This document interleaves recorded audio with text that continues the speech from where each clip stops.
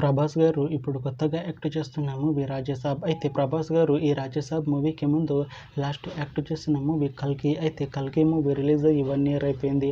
అయితే కల్కి movie release అయ్యి మంచి హిట్ అయింది. అయితే కల్కి మూవీతో ప్రభాస్ గారికి ఒక మంచి హిట్ వచ్చింది.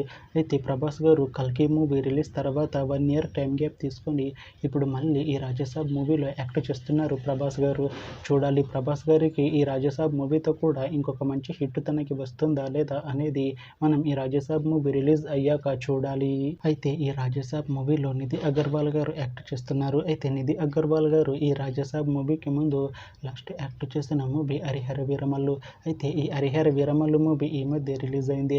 అయితే హరిహర వీరమల్లు మూవీ రిలీజ్ అయ్యి మంచి హిట్ అయింది. అయితే హరిహర వీరమల్లు మూవీతో నిధి అగర్వాల్ గారికి ఒక మంచి హిట్ వచ్చింది. అయితే నిధి అగర్వాల్ గారు హరిహర వీరమల్లు మూవీ రిలీజ్ తర్వాత కాస్త టైం గ్యాప్ తీసుకొని ఇప్పుడు మళ్ళీ ఈ రాజసాబ్ మూవీలో యాక్ట్ చేస్తున్నారు నిధి అగర్వాల్ గారు. చూడాలి నిధి అగర్వాల్ గారికి ఈ రాజసాబ్ మూవీతో కూడా ఇంకొక మంచి హిట్ తనకి వస్తుందా లేదా అనేది మనం ఈ రాజసాబ్ మూవీ రిలీజ్ అయ్యాక చూడాలి.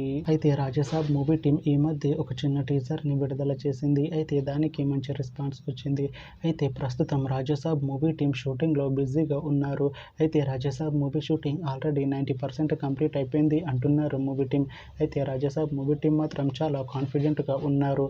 ఈ రాజసాబ్ మూవీ మంచి హిట్ అవుతుంది అంటున్నారు మూవీ టీం.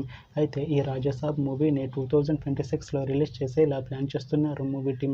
చూడాలి రాజసాబ్ మూవీ రిలీజ్ అయ్యాక మంచి హిట్ అవుతుందా లేదా అనేది మనం ఈ రాజసాబ్ మూవీ రిలీజ్ అయ్యాక చూడాలి.